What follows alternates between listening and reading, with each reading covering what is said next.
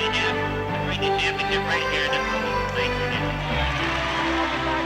He makes a one-handed catch against the bullpen. This is Ben Scully speaking to you from the Los Angeles Coliseum as opening day has finally come to Southern California.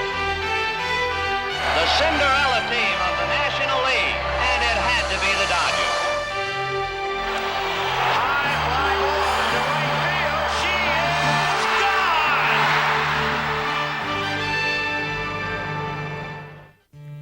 It's been said that the beauty of baseball is that every spring, like the season itself, life begins anew. For a baseball team and its followers, spring brings a new season, a new chance, a new beginning. Since they joined the National League in 1890, the Dodgers of both Brooklyn and Los Angeles have been a part of that wonderful cycle. For the past 100 springs, as each season awoke, so too did the hope and passion of the Dodgers and their fans. Over the past century, it's been that hope and passion that has helped tie generations of Dodger fans together. Passions for greats like Babe Herman and the boys of summer and the men of '88. Passion for coming out to spend a summer's day rooting for their team in a tiny ballpark in the Flatbush section of Brooklyn or a spacious one in Los Angeles.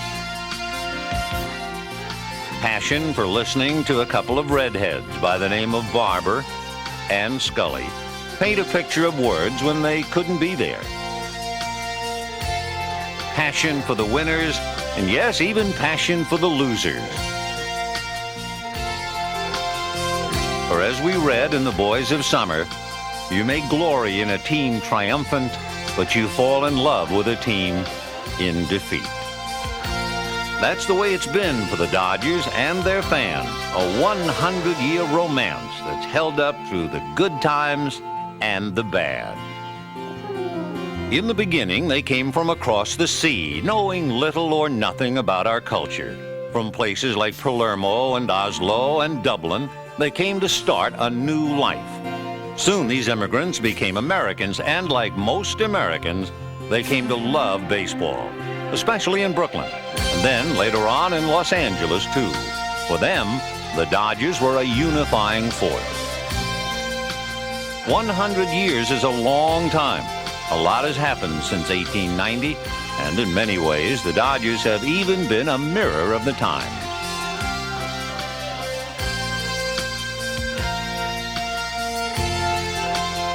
It is, in fact, hard to imagine what baseball would have been like without the Dodgers, a team whose folklore has been celebrated in song and film and art and literature more than twice as much as any other. Through the decades, the Dodgers' rich history and tradition has provided a backbone for our national pastime and a fascinating story for and of our time.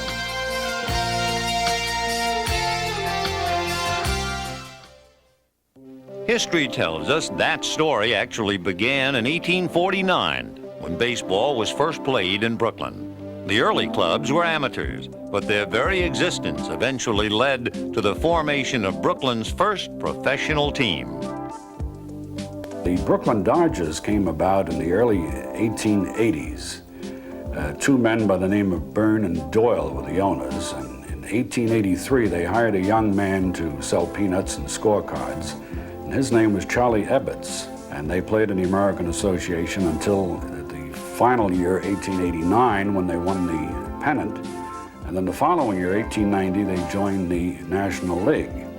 And they won the pennant in 1890, and that's the only time in baseball history that one ball club won two pennants in two different leagues. And of course, they did it back to back. The name Dodgers came from a shortened version of Trolley Dodgers, a disparaging term Manhattanites used to describe the people of Brooklyn. Although they would also sometimes be called the Bridegrooms, the Superbas, and the Robins, Dodgers was the name that stuck. What didn't stick, however, was the team's first manager, Bill McGonigal, who was fired after winning the pennant in 1890. Soon after, the winning would not come as easy.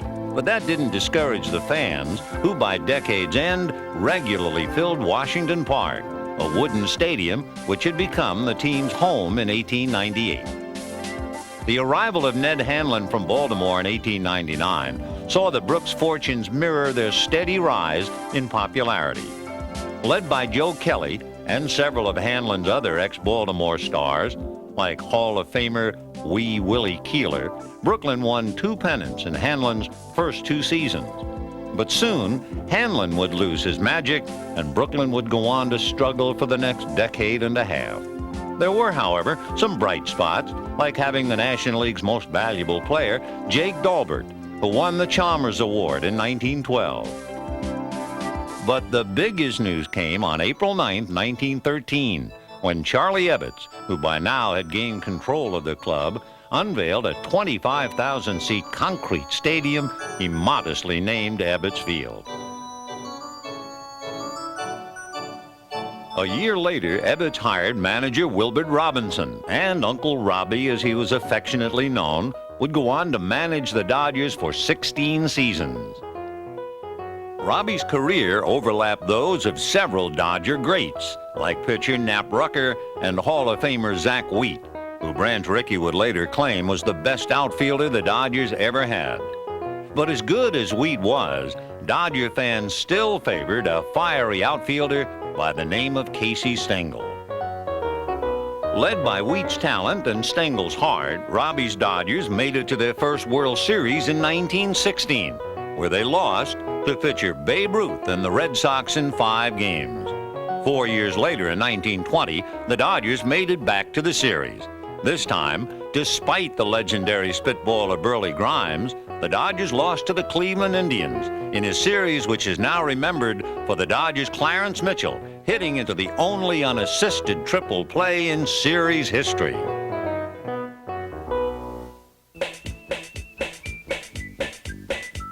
The rest of the Roaring '20s were anything but for the Dodgers. While the people of Brooklyn were out enjoying their newfound prosperity in places like Coney Island, the Dodgers suffered through their darkest years yet. The low point came in the middle of the decade with the sudden death of Ebbets. A week later, after catching a cold at Ebbets' funeral, co-owner Ed McKeever would die too, leaving the club to his brother Steve. Under Steve McKeever's leadership, the Dodgers did have a few stars, like pitcher Dazzy Vance, who some say was the Sandy Koufax of his day. But the rest of the team, however, was made up of players like Harry Rakonda, Rube Bressler, Jigger Statz, and Johnny Gooch. These were not exactly household names. Because we were a 7th and 8th place club in 27 and 28, outside of our pitching, our players were not what you might call stars. They were all players who hit between 250 and 280, outside of Babe Herman, who was a genuinely good 330, 340 hitter. Babe Herman really was the exception. Yet he still became better known for his supposed bonehead plays than his hitting ability.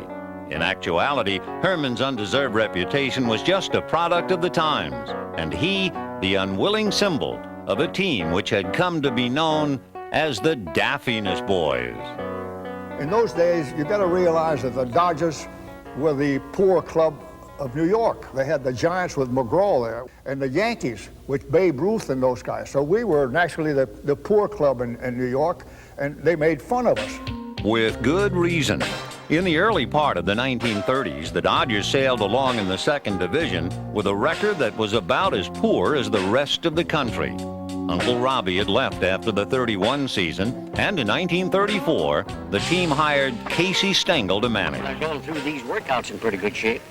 Well, I understand that we have the best training camp in Florida as far as the grounds are concerned. This infield is in great shape. The boys take pleasure in performing on it. Pleasure maybe, but success? Not exactly. And even when someone like Van Lingle Mungo excelled, fans just made fun of the pitcher's name instead. All the while, Brooklyn persevered. If those Manhattanites across the river insisted on ridiculing their team, then why shouldn't Dodger fans have some fun with them too? At least that's what cartoonist Willard Mullen had in mind when he created the Brooklyn Bum. Through the years, Mullen's bum became the team's endearing and long-lasting symbol of futility and wound up tugging at the heartstrings of an entire nation.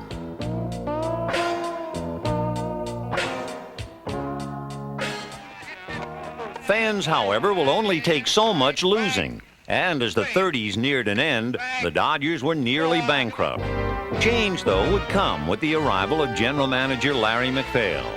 MacPhail's job would ultimately be to revamp the club on the field. But at first, he wasn't above bringing in an aging Babe Ruth as a coach to help sell tickets. MacPhail really understood the value of promotion, and to that end, he also hired the first voice of the Dodgers, Red Barber. But first and foremost, MacPhail knew his baseball, and his smartest move came in 1939, when he named Leo Durocher as the Dodgers manager, although the two didn't always see eye to eye. You were in trouble with MacPhail every day. He fired me 60 times. Told MacPhail, I got a guy can play shortstop. Balls are going by me this far. I can't get to him anymore. I said, but I got a kid here. It looks like he's 12 years old.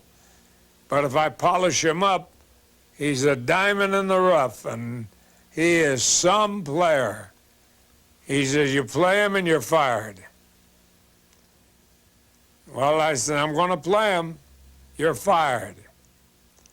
Next day I came out, put the uniform on, put Reese in the lineup. Been in the lineup ever since. That was how the Dodgers began their first decade of excellence in quite some time. In 1941, their lineup also included the league's MVP, Dolph Camilli, and Pete Reiser, who would win the batting title. Once again, the team's popularity was growing, and with the People's Church, Dixie Walker, leading the way, the Dodgers won 100 games for the first time in their history, and with it a National League pennant that sent Brooklyn into a frenzy. Conquering heroes returning to Brooklyn with the first National League championship that Flatbush has seen in 21 years. And what may have been an orderly and elaborately planned reception soon crashes all parade lines when enthusiasm goes out of bounds and Brooklyn takes over her beloved Dodgers and the keynote becomes bedlam. Yes, sir, the Brooks are in, after one of the bitterest and most spectacular pennant struggles the old pastime has ever known. And regardless of what may happen in that 4 out of 7 World Series fight, Brooklyn's Dodgers out here today are the men of the hour and the salt of the earth. It's been lots of fun winning, and I hope that we'll win the World Series and satisfy these rabid Brooklyn fans. It's a great fight, and I got a great bunch of fellas, and they showed me that they had the right stuff to play the way they did all summer long. Summer, however, always turns to fall, and for the Dodgers, fall meant the New York Yankees. The 1941 series was the first meeting between the two bitter rivals and is best remembered for catcher Mickey Owens' famous pass ball with 2 out in the 9th inning of Game 4. The Dodgers would lose the series, and although no one really could have sensed it, Owens' error would only be the first of many tortuous moments Dodger fans would suffer at the hands of the Yankees. The next year, the Dodgers were eager to repeat, and although they won 104 games, they still fell short of the Cardinals. After the season, the Dodgers surprisingly made a change in the front office. Despite the team's outstanding record the 2 previous years, Larry MacPhail was forced to resign, passing on the job of general manager to Branch Rickey. Right from the start, Rickey did an exceptional job. His head was filled with revolutionary ideas. In addition, under his watchful eye, the Dodgers quietly stockpiled an enormous amount of talent during the war years. Although from the product they put on the field, you wouldn't have known it. How about your sieve infield? I got one here. Come on. Oh, those big hops. You always get those big hops. Oh, now look, you haven't got a bucket of paint with you on third base, you know. You've got to get the paintbrush out of your hand. Do your best now. This is for the movies. How's that? Did you get that? It was a dandy if it had stuck in your glove. When the war ended, the Dodgers unleashed some of that stockpile talent, and in 1946, they lost to the Cardinals in the first playoff in National League history. That year would also be the beginning of the end for DeRocher, who would be suspended from baseball for allegedly associating with gamblers at the beginning of the '47 season.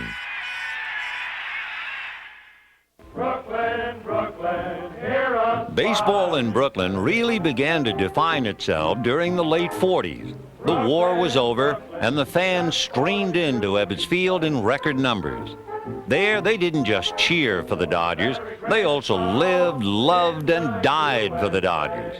The players were, in a way, the adopted children of an immigrant-filled borough with an ethnic makeup so diversified that baseball, especially Dodger baseball, came to be the one thing all Brooklynites could agree on.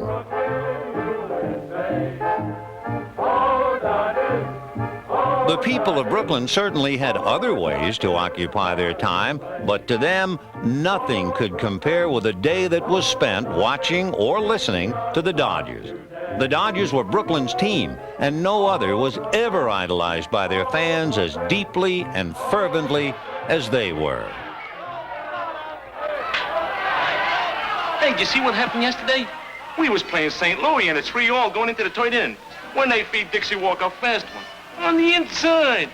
400 feet Dixie hit that one. 400 feet.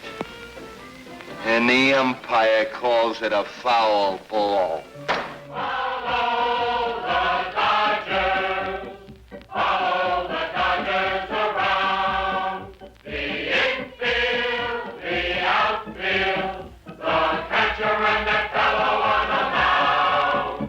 Oh, the fans will come a-running when the Dodgers go a-gunning for the pennant that they're fighting for today. So Dodgers, keep swinging, and the fans will keep singing. Follow the Dodgers, hooray! Ebbets Field was the most intimate ballpark in the big leagues. It was extremely small. When you sat in a box seat at Ebbets Field, you could hear the players, you could see the beads of perspiration on their faces. You were right in there with it. They'd right on top of you in that little field, you know, and man, we were their heroes. The fans used to talk to us in and out of the dugout. On the field, you'd hear the fans behind the dugout and in the close box seats. The talk wasn't always complimentary if you were having a bad day. And the fans, it was like a love affair. You know, you can say some pretty strong things to somebody you love that you wouldn't say to just a stranger. Ice-Skin, what are you doing? Throwing a game? The smallness of Ebbets Field and the intensity of the Brooklyn fans made it possible for certain Brooklyn rooters to stand out. We had Hilda Chester, who was a leather-lunged woman who became a Dodger fan late in life, and she sat in the bleachers in center field, which in those days the bleachers was the upper deck in center field, and Hilda had leather lungs. I mean, you could hear Hilda in the dugout, and she'd say, "Hey, Franklin, look at me when I talk to you." And she'd do that to everybody, and she was good, though. She was fun. You had the Brooklyn Dodgers Symphony. I named them the Symphony. They couldn't play a note. They couldn't read a note.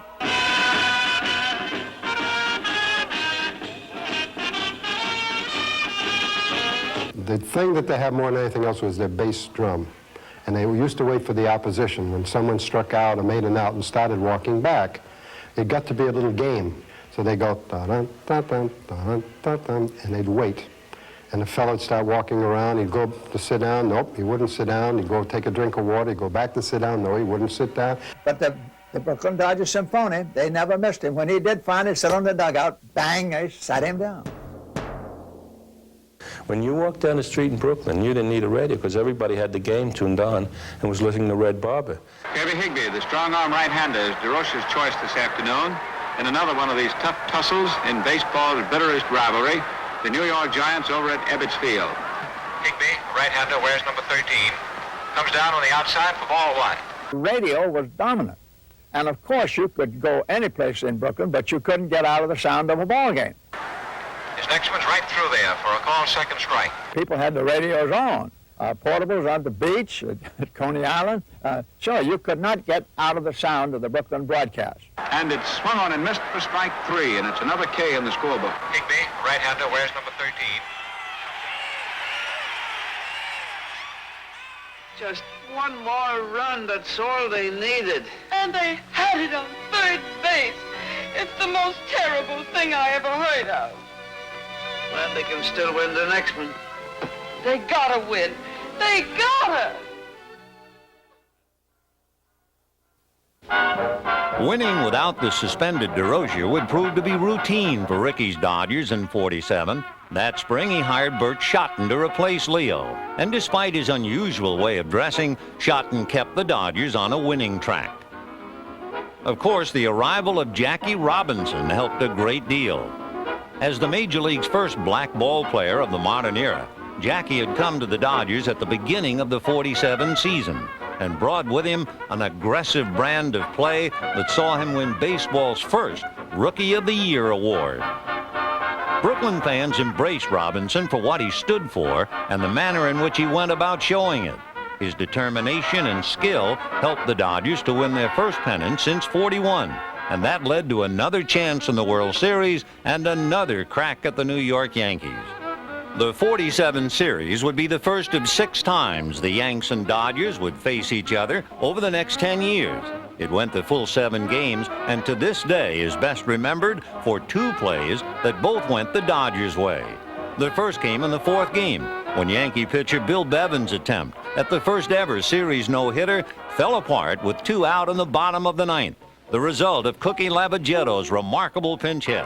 The pitch swung on. There's a drive hit out toward the right field corner. Henrik is going back. He can't get it. It's off the wall for a base hit.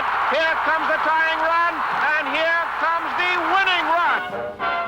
The second came in Game 6, when Al Gianfrido made one of the most famous catches in series history. Here's the pitch. Swung on, belted. It's a long one. Deep in left center. Back goes Gianfrido. Back. He makes a one-handed catch against the bullpen. Oh, doctor.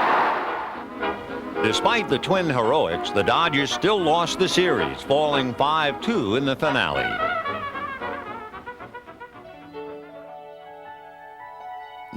'47. History tells us that in the 100 years of Dodger baseball, 1947 had the most profound impact on not only the game, but America as well. It was the year Jackie Robinson became a Brooklyn Dodger, overcoming and overlooking a tremendous amount of ugly discrimination and persecution along the way. I do not recall an occasion when Jack said to me or I said to him, let's give it up. It's too much, it's taking too much out of us, we're paying too high a price. We were in this for others as well as for ourselves. I mean, we were just instruments, and we couldn't afford to give up.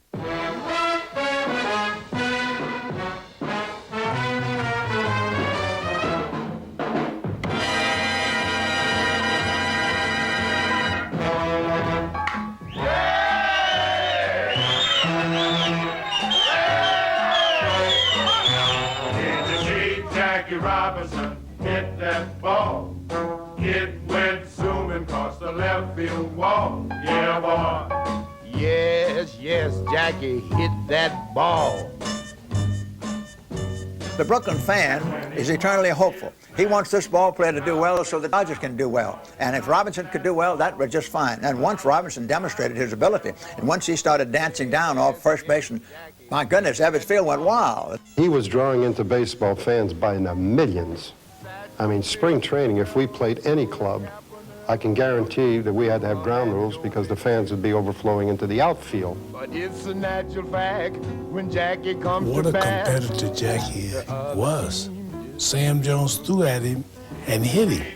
He got on first base and he told Sam Jones, I'm gonna steal second. He did. Told him he was gonna steal third, and he did. And he stole home and beat him 1-0. Jackie Robinson's 10-year Dodger career was marked with awards and accolades, and because he was so spectacular on the field and so much a gentleman off it, his legacy lives on to this day. It went well beyond baseball. They saw him in a baseball arena, but they really appreciated who he was beyond baseball. When I got a chance to come here, man, it was like, this was Jackie's home. I'm in his house now. I'm sitting at his table. And I got to live up to some expectations. He has made some plans for us. He has walked and he's done things for us. And I'm going to respect that no matter what. And that's what Jackie meant to me.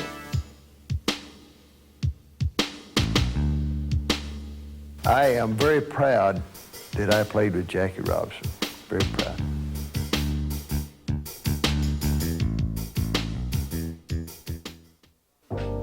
Along with the arrival of Robinson, the late 40s and early 50s saw a change come in other ways, too. In 1948, the Dodgers turned a Naval Air Station in Vero Beach, Florida, into Dodger Town, which to this day remains the organization's model spring training home.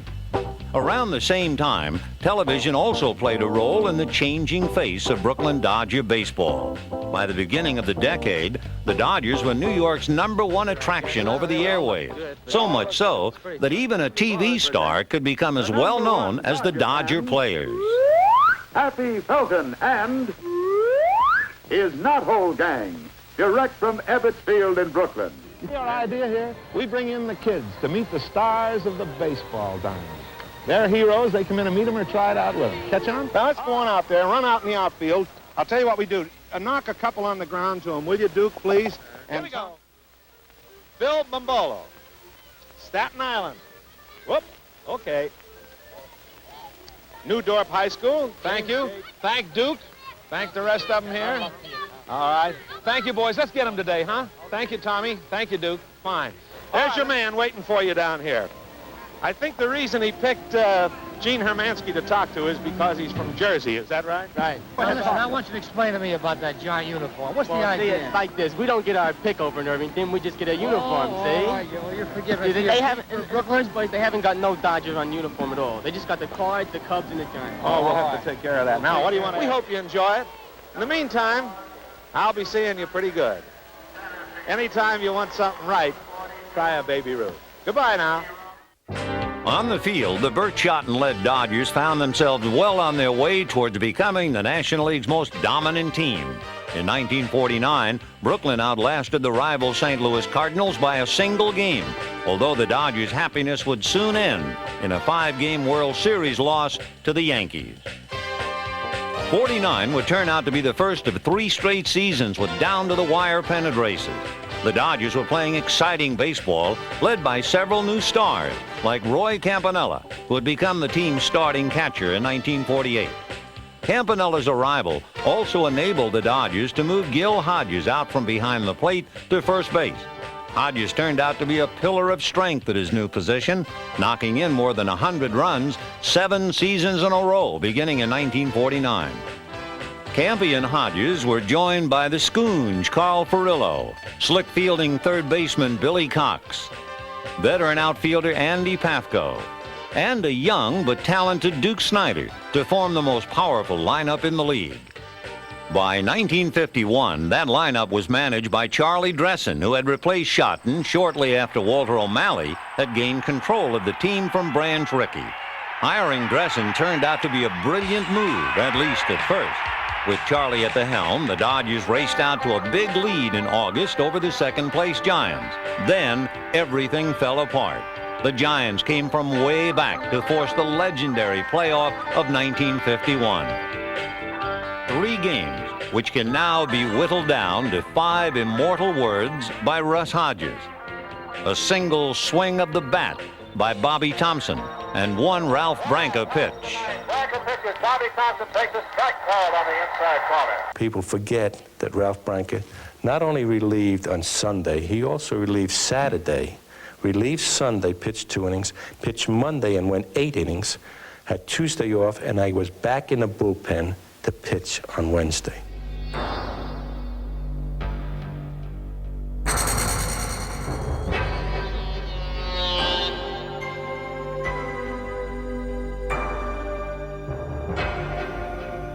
His call also made it famous. Branca throws. There's a left side. It's going to be, I believe, the Giants win the pennant. The Giants win the pennant. The Giants win the pennant. The Giants win the pennant. Bobby Thompson hits into the very back of the left field stand. The Giants win the pennant, and they're going crazy. They're going crazy.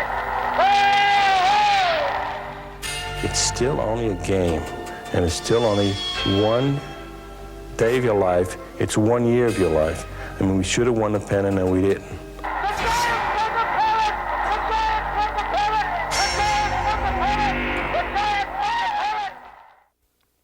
Given the shock of 1951, the Dodgers might just have faded away. But players like Roy Campanella would never have let that happen. Campy was a sweet man, but put him on a baseball field, and nobody played with more intensity or received as much respect from his teammates. He won his first MVP award in 51, followed that with 2 more in 53 and 55, as much a result of his play behind the plate than at it. All I tried to do was think, what's Campanella thinking? When he'd give me a pitch, I'd just say, well, what is he calling for this pitch for? And he's got something in mind, you know. I just tried to think with old Roy, and sometimes he'd call for a pitch, and frankly, it would scare me to death. I'd trust him. I'd say, okay, here it goes. I didn't have to shake my head to Roy. I shook him off 3 times. As I recall in my career, and the 3 times I did, they were home runs. Home runs for the Dodgers usually came from Duke Snider. He had a beautiful, powerful swing, and he played baseball with a reckless abandon that showed a true love for the game and his teammates. To be a part of that team was just a wonderful gift to me, because we had a phenomenal bunch of men playing on that team. And I use the word team, and I mean the word team, because everybody just signed their contract, went to spring training, and got in shape to beat somebody. And most of the time we did. Except when the Dodgers played the Yankees, the corporate Yankees, the well-to-do Yankees. Every Brooklyn fan hated them for what they were and what they stood for. In both 52 and 53, the Dodgers made it to the series again, but lost to the Yanks for the 5th time since 1941. It was torture. After the 2 consecutive series disappointments, O'Malley decided to replace Dressen with Walter Alston. As a rookie manager taking over a veteran club, Alston's position was tenuous, especially when the Dodgers struggled in 54. But the next year was different. Alston began to win over the Dodgers' trust, and the team responded by getting off to a great start. As usual, one of the reasons was the steady and reliable play of Pee Wee Reese. The Dodger captain had been with the team since 1940, and now in the twilight of his career, he was still the glue which kept the boys of summer together. Another was the pitching of Don Newcombe, who had joined the team a year before in 1954. Newcombe won 20 games in 55 and gave the Dodgers something they would need in October, another strong arm to challenge the Yanks. But 55 started out looking like any other series, with the Yanks winning the first 2 at home. Back at Ebbets Field, the Dodgers won all 3. For the 3rd time since 1947, they were 1 win away. The Yankees, however, set up a 7th game, and for the finale, Alston selected rookie pitcher Johnny Podres. It was a gamble, but the Dodgers responded by taking a 2-0 lead. Then Alston inserted Sandy Amoros in left field just before the bottom of the 6th. At the time, the move went virtually unnoticed. But when Yogi Berra came up with the tying runs on 1st and 2nd, it saved the game. When Berra hit the ball, I'm in trouble. I see the flight of the ball, and it kept slicing. I say, is he going to get to it? And when Sandy stuck his hand out, I see the ball go in his glove, and he made a great relay throw to Pee Wee. And he saw the base runners all running and never hesitated and threw a perfect strike to Gil. The Dodgers had finally gotten the break they needed, and Podres, for one, wasn't going to let the opportunity get away. It seemed like everybody in Yankee Stadium was just standing up and giving me an ovation, and I said to myself, boy, I can't let this game get away from me now. For Brooklyn fans, waiting for the last 9 outs seemed endless. It wasn't a matter of how it would go wrong, but when. Only this time it didn't. The Brooklyn Dodgers were world champions. I didn't go jump on anybody's back or anything like that. I went right straight into the clubhouse, and I just sat there. A lot of the guys sat in their lockers. Robinson sat down in front of his locker, and Hodges, and I think it was a time just to contemplate what a fantastic feeling after all those frustrating years.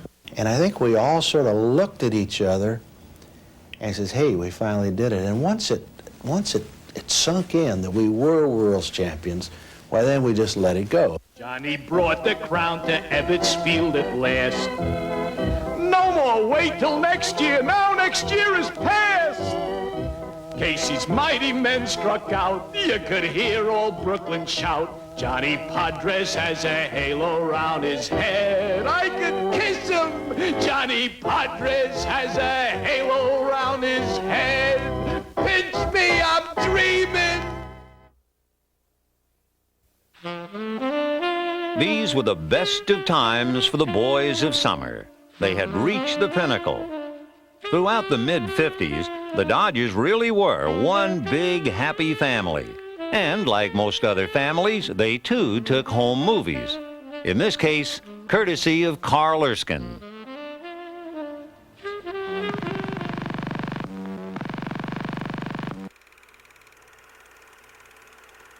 Hi, this is the original clubhouse at Vero Beach at Dodgertown. The captain leads us off for our morning practice. Jackie had a little weight problem in the spring. That's why he's wearing that heavy jacket. Well, those sprints, breaks and leads, speed, always big at the Dodger camp. Well, Campy always had a little weight problem, too, and this was Dressen's exercise to take what Campy said was muscle off around his middle. Well, we worked hard in training, but we still had lots of fun, too. We had a bunch of great guys. You know, I don't think I ever saw Labine use this in the game. There's my roomie, the Duke. Boy, what a great guy. Jackie and Pee Wee, classic double play combination. Practiced over and over and over again. That's Rocky Bridges sitting on the bag. Diamond number 2 at Dodgertown. Dottie, Pee Wee, and little Barbie. Beautiful family. Of course, the wives always added a great deal at Dodgertown around the pool. And Campy on his boat, the Princess, named after his daughter. This was at the peak of Roy's career. I tell you, he had everything in the world going for him. A fantastic man.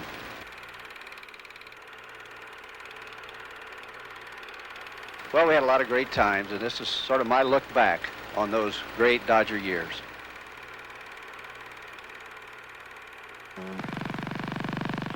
Success has a way of spoiling things, but not in Brooklyn, at least not in 1956.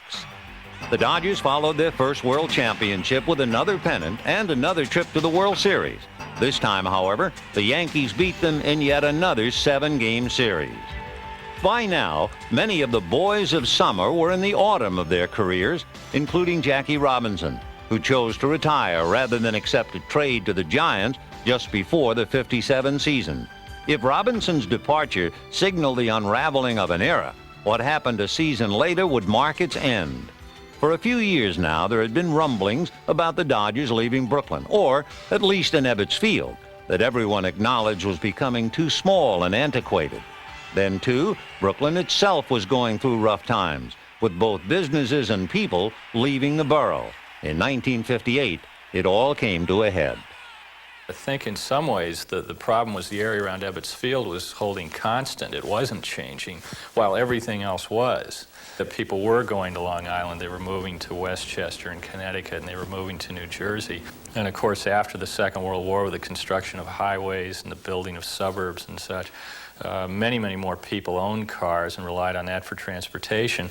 And this old neighborhood ballpark in this old part of Brooklyn simply wasn't able to accommodate that kind of traffic, that kind of market. That's precisely why the site at Atlantic and Flatbush did have appeal. What will it take to keep the Dodgers in Brooklyn? We've been fighting for a new stadium at the Atlantic and Flatbush Avenue site. We've offered to invest over $5 million. If Walter O'Malley had gotten his way, that stadium at Atlantic and Flatbush would have been a domed stadium that Buckminster Fuller had designed. That goes over the top, which gives it the protection that it should have. In other words, people could see football games, baseball games, prize fights, or go to conventions in any kind of weather because they would be protected. O'Malley's visionary idea would later become the model for the Astrodome. It would not, however, become the Dodgers' new home. Ultimately, the team would leave Brooklyn and head west for the '58 season.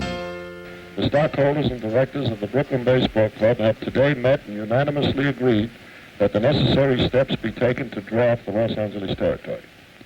I just hope for all of you an early World Series championship team. Don't know just when we can do it, but we're going to give it an awful good try. So thanks to everybody for being so nice to us. Actually, not everyone in Los Angeles was so nice to the Dodgers. Even after they agreed to come, a referendum was voted upon as to whether the team should be allowed to purchase land at Chavez Ravine and build their own 50,000-seat stadium. It was a difficult fight. I, as one member, am thoroughly convinced that this is a good proposition for the city.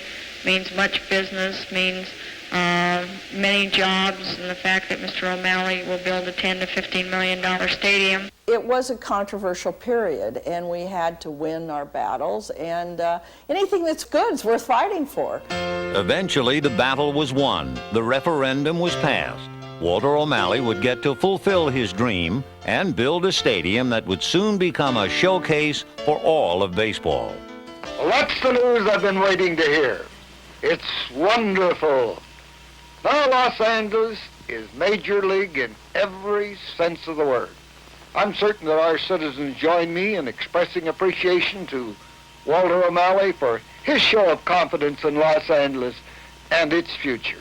Play ball! Well, hi there, everybody. Welcome to the Southland's first showing of Meet the Dodgers. This is your program so that you may better know the great Major League ball players that this season will be sporting a Los Angeles uniform. You'll find out that the Los Angeles Dodgers are people, much like yourself and your neighborhood. Folks you can be proud to call neighbors. For the first time in Southern California, I'd like to introduce you to one of the stars of the Los Angeles Dodgers, infielder-outfielder Junior Gilliam. Junior, I called you an infielder-outfielder. Now, just what are you? Well, I am a second baseman, but I will play outfield or infield or any place that I think we'll win.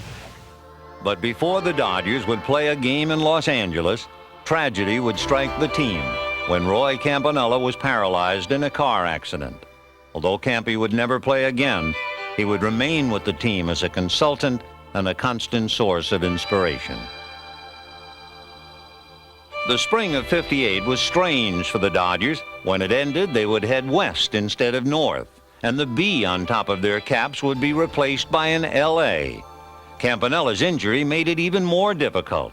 It would be tough to replace his ability and leadership, but the job would eventually go to Johnny Roseboro, and he would be asked to shepherd an improved pitching staff led by Don Drysdale.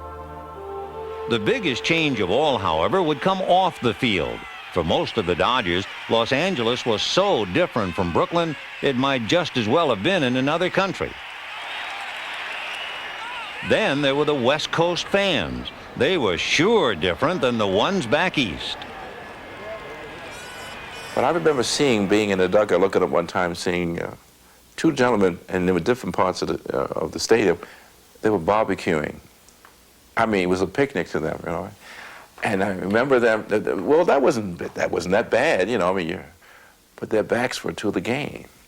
Good afternoon, everybody. This is Ben Scully speaking to you from the Los Angeles Coliseum as opening day has finally come to Southern California. Cut on, there's a high fly ball to deep left field. It is gone. The 1-2 pitch. Fastball got him swinging. The Cinderella team of the National League, and it had to be the Dodgers. Vin Scully was probably as influential as anybody in setting the tone for the popularity of the Dodgers and for the knowledge of the baseball fans here. I think Vin was the oil in the gears. He kept everything going. He brought the people he taught people baseball.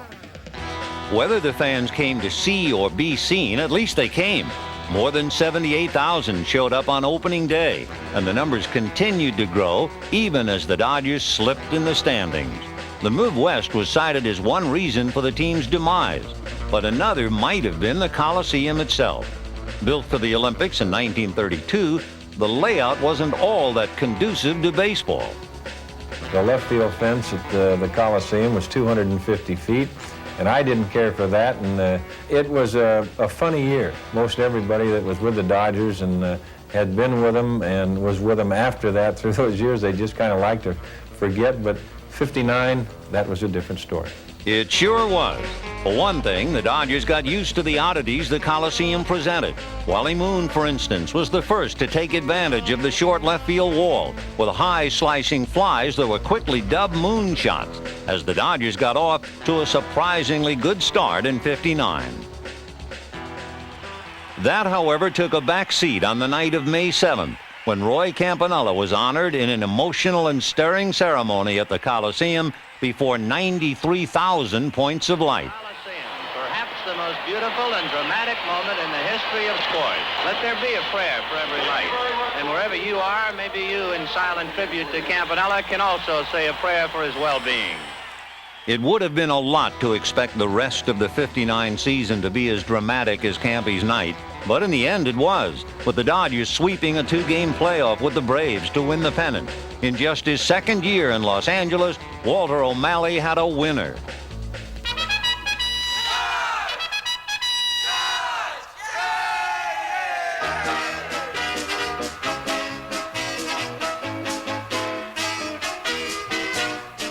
Over the Coliseum, the National League pennant proudly flies. For this moment we've been waiting, now LA is celebrating. Everybody's crazy about our guys. We love the Dodgers, the greatest team that ever played the game. We love the Dodgers. The '59 World Series brought even more change for the Dodgers. Their opponents were the Chicago White Sox, not their perennial fall nemesis, the Yankees. But this time, the Dodgers, led by the relief pitching of Larry Sherry, were able to engineer one of the most dramatic turnarounds in baseball history. The year before, they had finished 7th. Now they would capture their first West Coast World Championship by beating the White Sox in 6 games.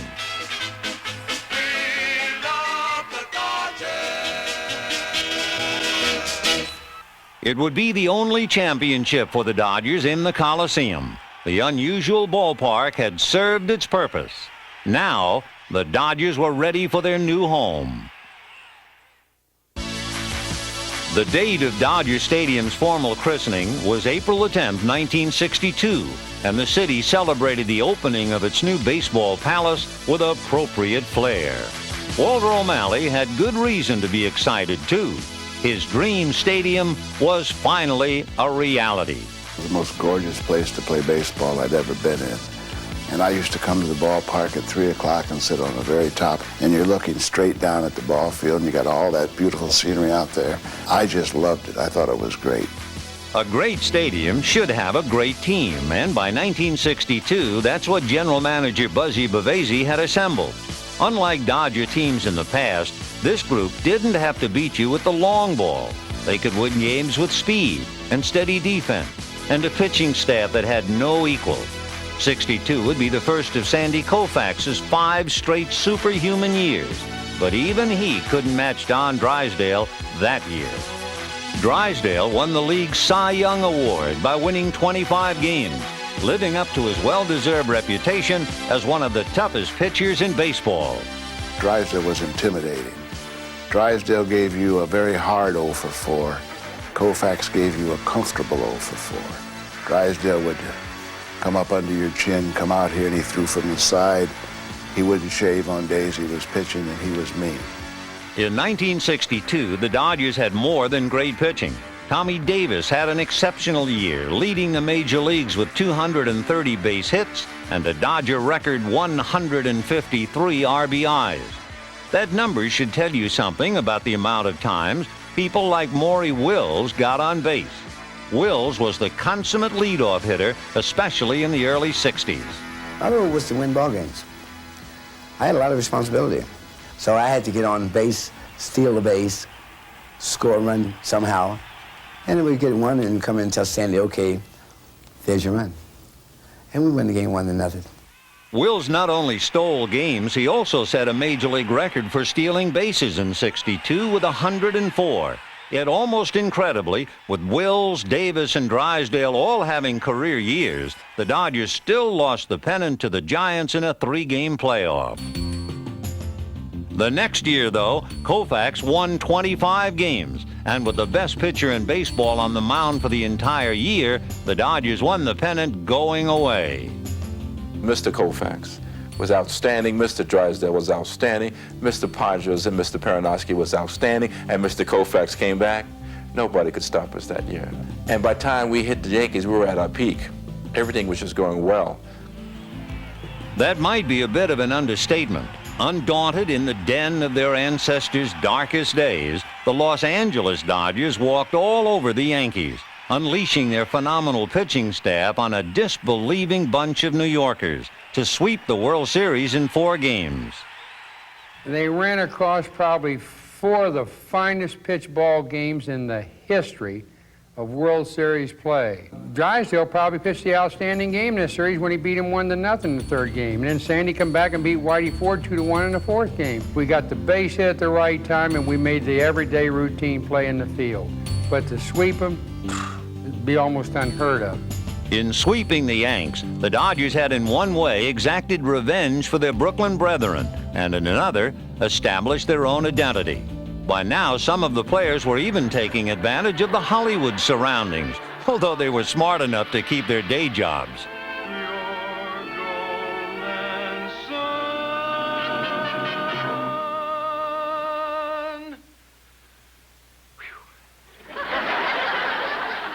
What was that? What was that? Are you kidding? Perinoski.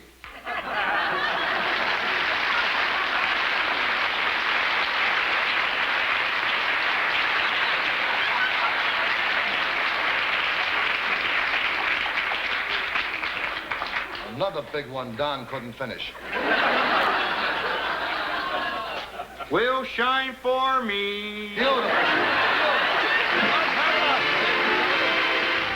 Their bum label now a thing of the past, the Dodgers of the mid-'60s were well on their way towards establishing themselves as the class of baseball.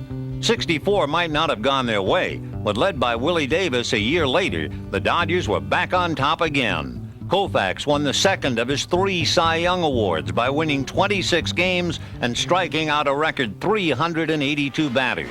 It was another dandy year for Sandy. Sandy, dandy Sandy, throws the ball and it is in the catcher's mitt. There were spots where, believe it or not, the other team would start to hit him, get some guys on, and start to threaten to take the game away from us. He'd shake himself a little bit and just start blowing people away. He would go to a new level. I remember 7th inning or so, he was complaining about his arm. His arm wasn't feeling good, especially on the curveball. And I said, well, Sam, what do you think we ought to do? And he said, well, let's just go with the heat, babe. And he proceeded to in and out, up and down, in and out, up and down with the fastball for the next 3 innings. And he blew him away. He struck out the last 6 hitters he faced when he pitched his perfect game, and with all fastballs. To be that strong at the end of 7 innings of pitching and to carry it through to the end of a perfect game is almost beyond belief. That perfect game came late in the '65 season against the Cubs, the 4th straight year that Sandy had thrown a no-hitter. It's 9:46 p.m. 2-2 to Harvey Keene. 1 strike away. Sandy into his windup. Here's the pitch. Swung on and missed. A perfect game. The perfect end to Koufax's season came in the World Series against the Minnesota Twins, when Sandy would come back to pitch the 7th game with only 2 days rest. It was a game that would remain scoreless until the 6th inning, when Lou Johnson came to bat. To tell you honestly, deep down, I knew I was going to do something big in that World Series. I really did. The morning before I hit the home run, I called my mom. I said, Mom, I'm going to do something today. Honest. I called the shot. Johnson's homer gave the Dodgers their first run of the inning, and with Koufax on the mound, that was enough. Sandy gave up only 3 hits, and the Dodgers were world champions again.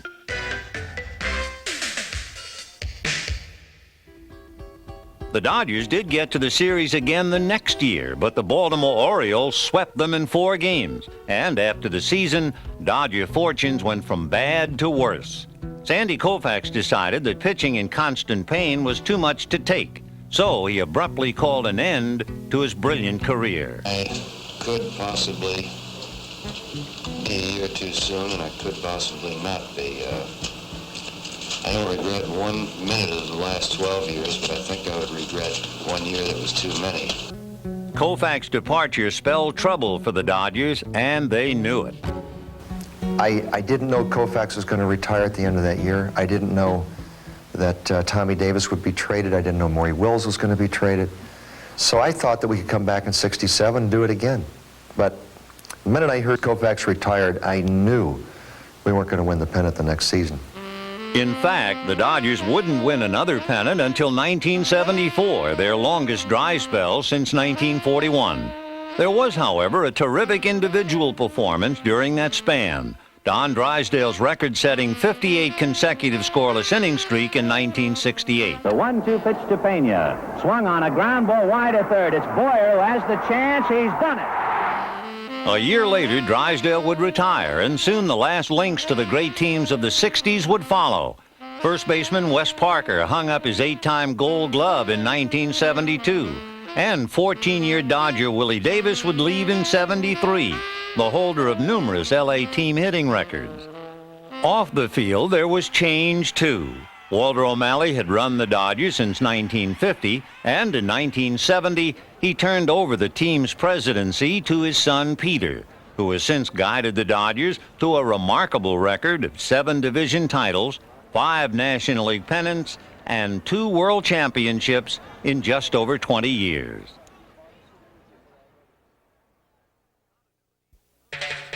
Continuity has always been a mark of the Dodgers, so when the 70s began, it was natural for them to look to their minor leagues, where Tommy Lasorda and some talented new players were about to emerge. You work together, you pull together, you played like one ball club should, you'd be #1 in this league. We learned to be successful on the field by way of great teaching that we had through in the system and the winning attitude. They accepted nothing but winning. Thanks to some of those minor league hopefuls, winning at the major league level began again in 1973. Lasorda, too, had made it to Los Angeles. He was the team's third base coach, as the Dodgers finished a close second behind the Cincinnati Reds. But a year later, in 1974, it would be a different story. Relief pitcher Mike Marshall appeared in a record 106 games and won the Cy Young Award, while Steve Garvey matured to the point where he was named the National League's most valuable player.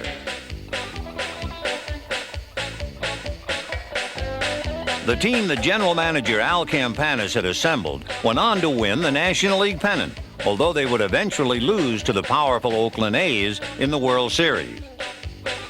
The maturing Dodgers might have expected to go even further the next couple of years, but crippling injuries and playing in the same division as the Big Red Machine ultimately did the Dodgers in. It was a time, however, when Don Sutton stood out. The all-time leader in many Dodger pitching categories, won 21 games in 1976, the only time in his 16-year Dodger career he would go over the 20 mark. But that year also marked the end of an era as Walter Alston stepped away from a 23-year career that included 4 world championships. It's a pleasure for me to introduce Tommy Lasorda. This is the greatest day of my life in baseball. To be selected as the manager of an organization that I love so dearly. With Tommy Lasorda as their new manager, the Dodgers powered their way back to the top of the National League. In 1977 alone, Steve Garvey led the way with 33 homers. Reggie Smith followed with 32, while Ron Cey and Dusty Baker hit 30, the only time teammates had ever done that. Performances like that certainly kept the fans happy, and in 1978, Dodger Stadium attendance went over the 3 million mark for the first time in baseball history. Looking back, the 77 and 78 seasons were virtual carbon copies of each other. In both, the Dodgers outlasted the Reds in the West. They then went on to face the Philadelphia Phillies in the playoffs, and both times beat them in 4 games. From there, it was on to play the Yankees in 2 straight World Series. At the time, the 2 teams were clearly the class of baseball, and that made for some memorable individual matchups, like Bob Welch against Reggie Jackson in 1978. Unfortunately for the Dodgers, there was one other thing that was similar about the 2 series. The Yanks took both in 6 games, and while it was hard to take, there were concrete reasons for the Yankee dominance. I think focus. I think more concentration, more maturity. I think 77, 78, we were still relatively young as far as playing together. After the first 2 losses, we wanted to get back to the World Series one more time, to face the Yankees one more time. Ultimately, the Dodgers would get the Yankees one more time, but it wouldn't come until 1981. In the interim, Manny Mota would set the all-time Major League record for pinch hits in 1979. And a year later, in 1980, the Dodgers would come from 3 games back on the season's final weekend to force a playoff with the Houston Astros, although they would eventually lose.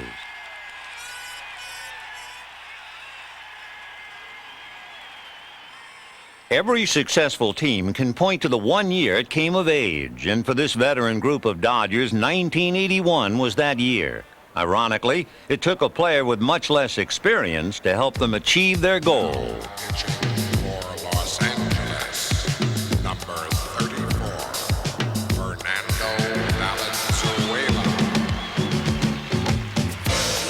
It's quite possible that in the history of baseball there has never been another debut quite like Fernando Valenzuela's. Just 2 months into the season, the 20-year-old screwballing phenomenon from Mexico had 8 wins and 5 shutouts. He had become the most celebrated player in baseball as Fernando Mania swept through L.A.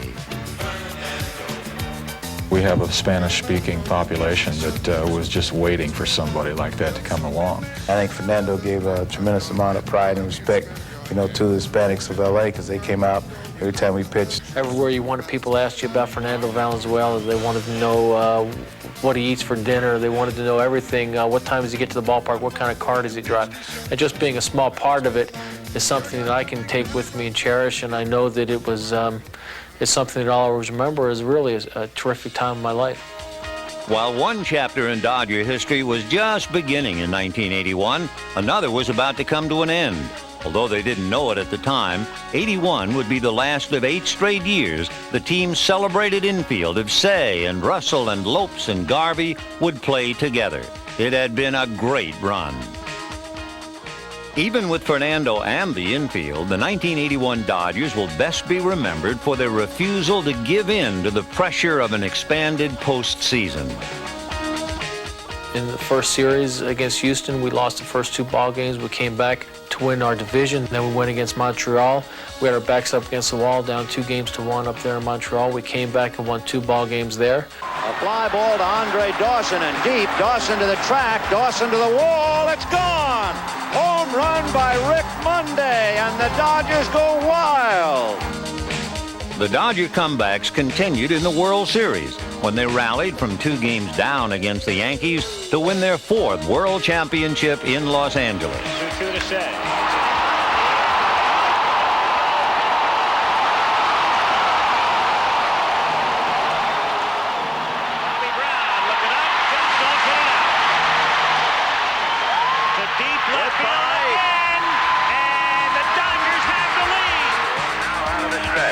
Of the runners. And the 1-0 pitch, Watson, it's a high fly ball to Landreau. This is it. Landreau waiting and waiting. He's got it. The Los Angeles Dodgers have just about done the impossible. Lasorda throws his hat away, runs out with his hands and arms. It was the kind of team that knew when your backs were against the wall, it was time to start producing. And it seemed to work with all 25 players at that time who were involved. That's what happened in 1981. When other teams got us down, the 1981 Dodgers were able to come back. Steve Sax was coming up. Greg Brock was getting ready to come up. Mike Marshall. The old is on its way out, the new is coming in. Reality is setting in that was it. In 1982, the most prominent of the new Dodgers was second baseman Steve Sax, who became the fourth Dodger in 4 years to win the league's Rookie of the Year award.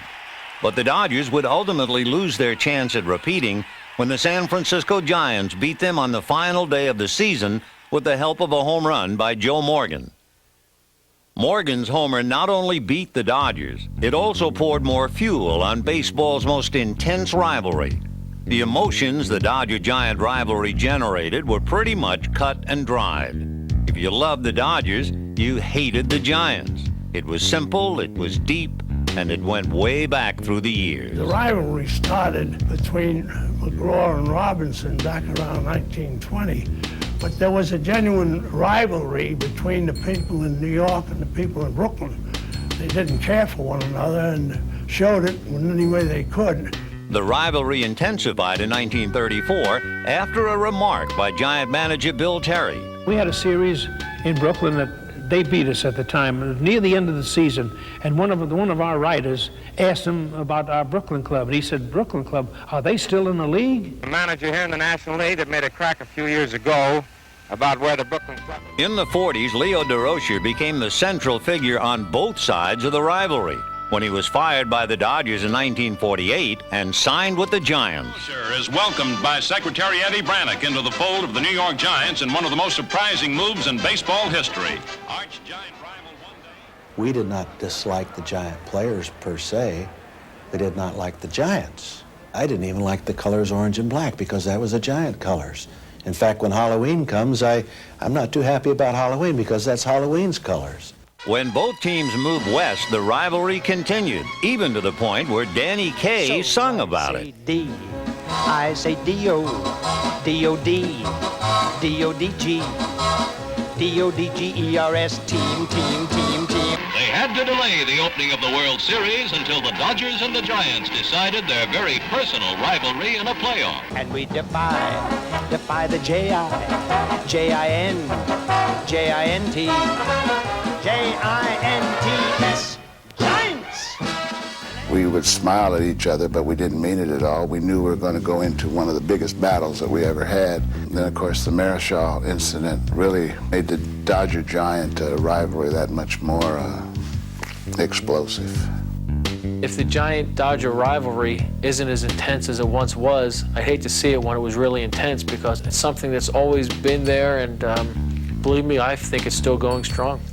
Fighting through a period of transition, the Dodgers, too, continued going strong in the mid-'80s. Led by Pedro Guerrero, the Dodgers won a pair of Western Division titles in 1983 and 1985, although in both championship series, they would wind up losing, the second time to the Cardinals in a frustrating 6-game series. In some ways, it was remarkable that the Dodgers were able to keep on winning as their team kept on changing. But a lot of that had to do with two constants, Tommy Lasorda and the Dodger fans. We got great fans. They support the Dodgers year after year after year, and they do it so beautifully. And the only thing I asked of our players in return, if it weren't for them, there wouldn't be any people like us.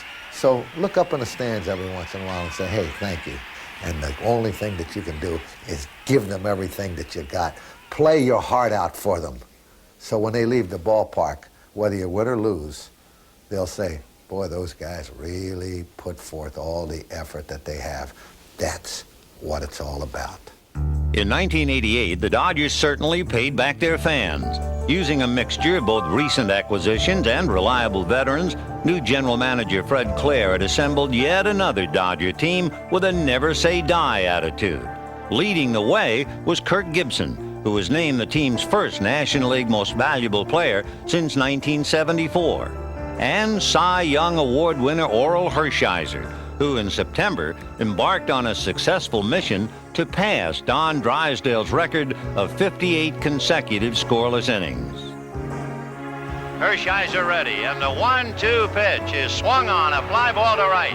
Gonzalez backs up, he's got it, and Hershiser has the record. The Dodgers now are going to go all out to greet him. When you get into a zone like that, everything looks like it's just falling into place and it's easy, but really it's an awful lot of work. During the 59 scoreless innings, I was working probably the hardest I have in my whole life. But a lot of it surrounded around the team that year because we were in the middle of a pennant race and we needed to win every game. The Dodgers took the Western Division and faced the heavily favored New York Mets in the championship series. Throughout, the Dodgers showed some of that never-say-die attitude that had gotten them this far in the first place, especially in Game 4, when trailing by 2 runs in the top of the 9th, they tied the game on a home run by Mike Scioscia. And good and ready. Dwight's fastball is hammered to right. Back goes Strawberry. Away back. It is gone. And the Dodger dugout is wild in disbelief and joy. Ultimately, the series would go 7 games, and that joy would continue thanks to Orel Hershiser. And he looks in now to make what he hopes will be his last pitch. Fastball, got him looking.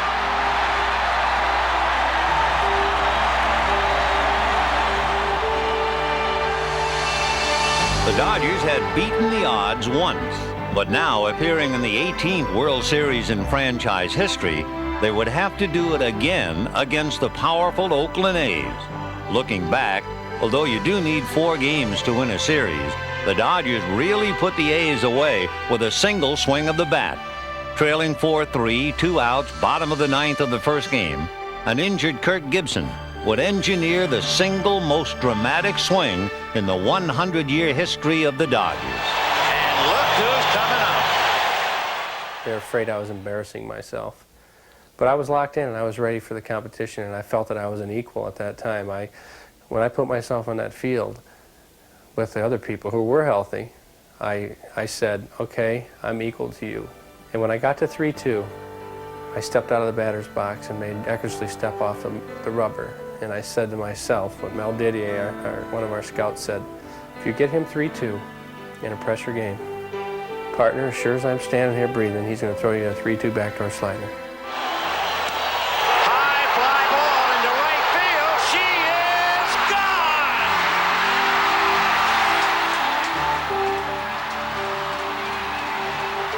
gone. You look at a time like that, and you see that everybody's problems are erased temporarily.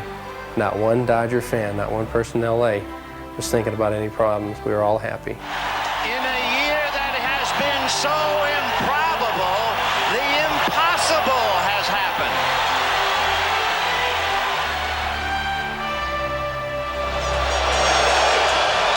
Got him. They've done it. Like the 1969 Mets. It's the impossible dream revisited. It was a team in a year that has been great for the Dodge organization. It's a one that everybody was part of. Everybody should really enjoy and share it and remember it. It was a team of destiny. It was a team that captured the hearts of America, and it's something that we'll remember for the rest of our lives.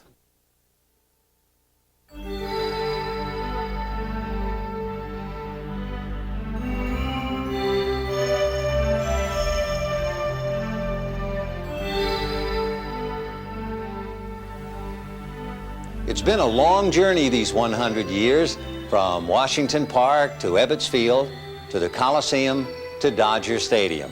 And the names and the faces and the events come and go, but the legacy remains.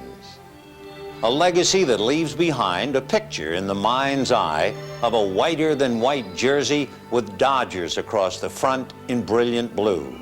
A legacy of Hall of Famers and most valuable players, of Rookies of the Year and Cy Young Award winners, a legacy of hope and passion and endurance. Now the long journey continues, hopefully for at least another 100 years. And when it does, you can be sure it will do so in the grand Dodger tradition.